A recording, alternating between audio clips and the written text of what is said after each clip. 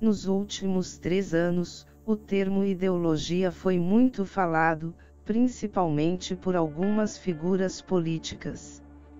Ideologia de gênero, viés ideológico, ideologia partidária, e por aí vai. Ideologia significa estudo de ideias. Ao pé da letra, deveria ser o simples processo de verificação de como aquela ideia se originou, podendo-se estender a viabilidade de sua implementação e possíveis aperfeiçoamentos dela. É um convite ao diálogo e ao convencimento de maneira civilizada. Entretanto, a palavra é entendida como filosofia de vida e sua propagação. Assim, temos os dois extremos, os que querem empurrar uma ideologia goela abaixo, onde todos devem aceitar por acreditar em mudar o mundo para melhor, e os que querem simplesmente acabar com uma ideologia. E é impressionante como esses extremos costumam se atrair. Por aqui já dá para notar que o sentimento e a emoção usada nas duas situações não são os mais saudáveis. Como diz a lei hermética da polaridade, as oposições, na forma, variam em graus de uma essência, mas quando elas são extremadas, os polos se tocam, e se tornam exatamente igual ao que julgam combater. Não precisa ser uma pessoa muito atenta para verificar isso no cenário político atual. No caso de forçar a aceitação de uma ideologia, é bem provável que sofra grande resistência. Numa analogia simples, podemos colocar o meio em que se quer implantar uma ideologia como um recipiente com água, e a ideologia como um objeto que afunda, podendo ser até mesmo a própria mão se esta água estiver num recipiente grande, que pode ser até mesmo o mar. Quando colocamos a mão ou o objeto na água para deixá-lo submerso, de maneira lenta, suave, encontramos certa resistência, mas afunda com facilidade. Porém, quando fazemos o mesmo ato de maneira rápida, forçando, atirando objetos na água, é perceptível que a resistência se tornou muito maior. Afunda, mas há impacto, o barulho do choque denuncia. Em relação ao acabar com ideologia, é bom fazermos um raciocínio lógico para ver se isso é realmente possível. Discordamos da implementação e propagação de uma ideia ou filosofia de vida, pois não nos interessa por razões diversas, e queremos dar fim nela. Se prestarmos bem atenção, nós, de fato, começamos a agir para acabar com aquela ideologia, mantendo ou substituindo pela nossa ideologia, ou seja, não acabamos com ideologia. Podemos acabar de forma quantitativa, ou seja, uma ou mais, mas ideologia sempre há, pois tudo nasce de uma ideia. Agora, a parte prática. Vamos analisar a ação dos dois extremos na situação que também serviu de proposta de campanha eleitoral, a tão falada ideologia de gênero.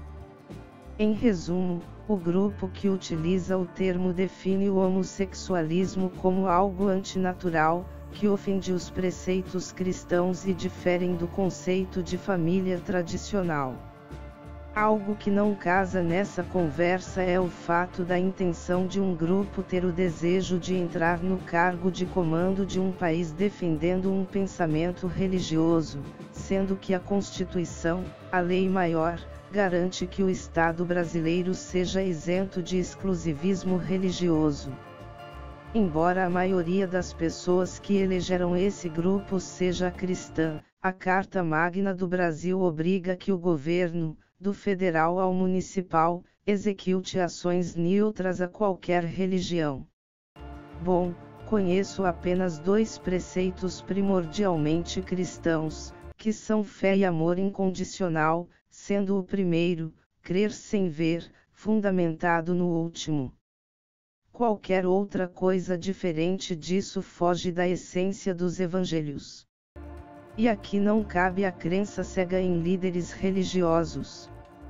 A desculpa dos valores defendidos são os livros da Bíblia.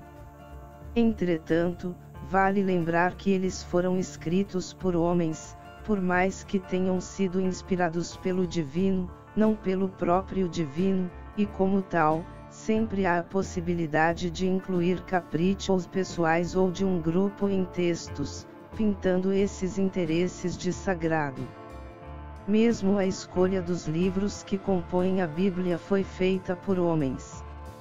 Inclusive, houve até escolha de bispos alinhados aos pensamentos do organizador da seleção desses livros, chamados canônicos devido ao fundamento de terem sido escritos por inspiração divina, além da inclusão de outros 6 livros no Antigo Testamento pela Igreja Católica após o nascimento do movimento protestante, que estranhamente foram reconhecidos como inspirados após 10 séculos.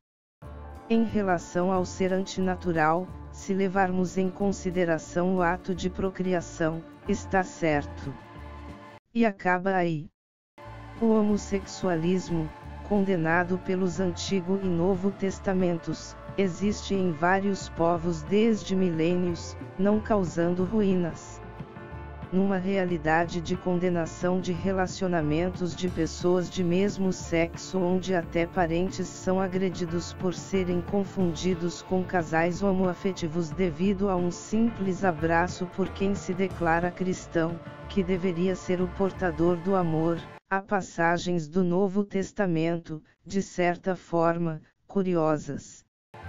Paulo, tido como um grande apóstolo no cristianismo, mesmo que tenha se tornado depois da ascensão de Jesus, convertido após perseguir e matar vários seguidores do Messias, e Pedro, em quem o Cristo fundou sua igreja, mencionavam em suas cartas, presentes no Novo Testamento, o uso do ósculo santo como cumprimento entre os cristãos.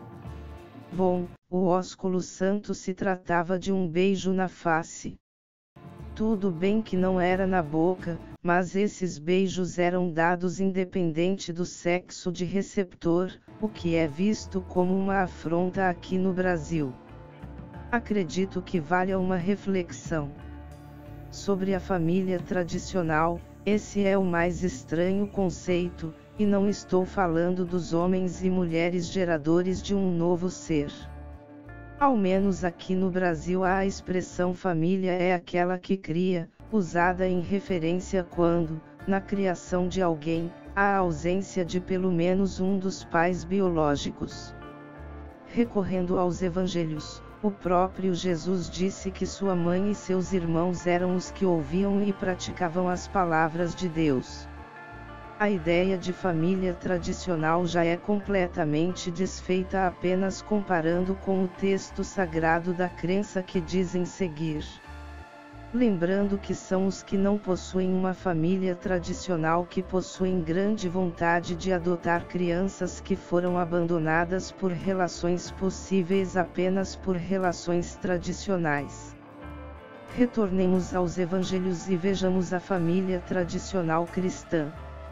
Eu sei que gerará desconforto, mas o que eu vou dizer está na Bíblia. Jesus e o Pai Eterno são um, então ele é tanto pai como filho de Maria. José era casado com Maria que ficou grávida de outro através de maneira não tradicional. Mesmo sendo pelo Espírito Santo, a tradicionalidade deixou de existir.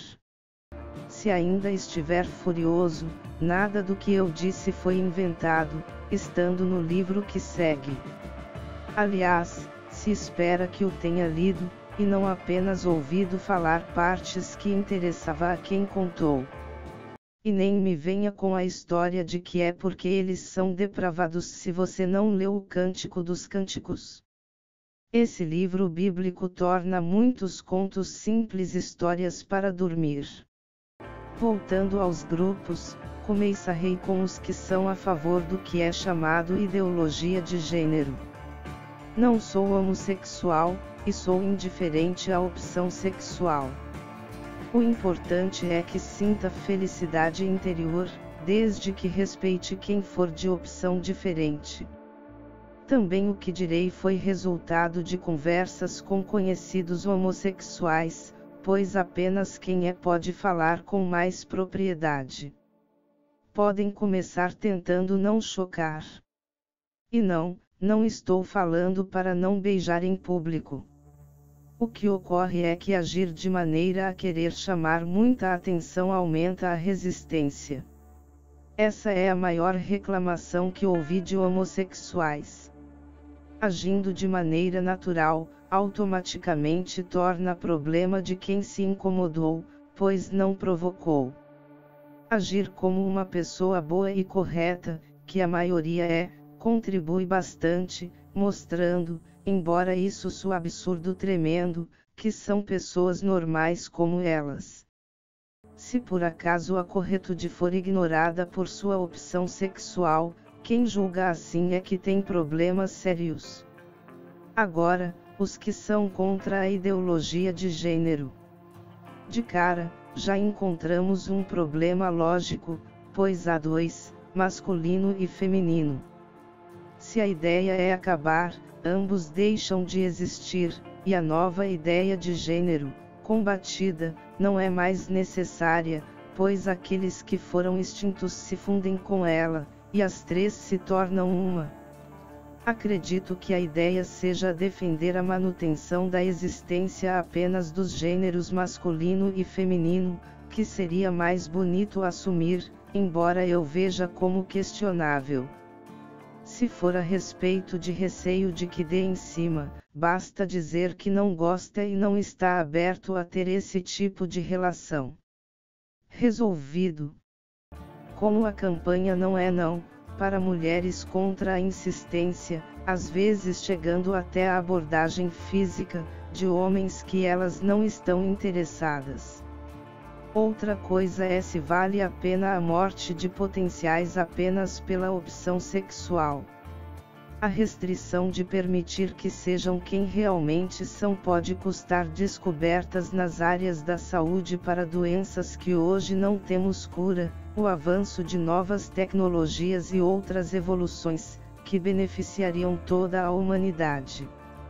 Se pensar que é melhor ficar sem evoluir do que permitir que venham de homossexuais, mesmo que prejudique a própria saúde ou de alguém querido, não é dos conceitos mais saudáveis, pois estes podem ser exatamente os iluminados enviados por Deus para a solução, da mesma maneira que Jesus, segundo as Escrituras, apareceu como uma pessoa humilde, enquanto os judeus esperavam um rei imponente. O que percebo neste último grupo é o medo do diferente. A desculpa, baseada em textos sagrados, está na anormalidade, embora o conceito de normal seja algo muito relativo entre cada pessoa. Isso talvez esconda o receio de que os próprios críticos sejam grandes potenciais do que criticam, como há pesquisas científicas que já demonstraram isso, baseada no arquétipo da sombra, explicado por Jung.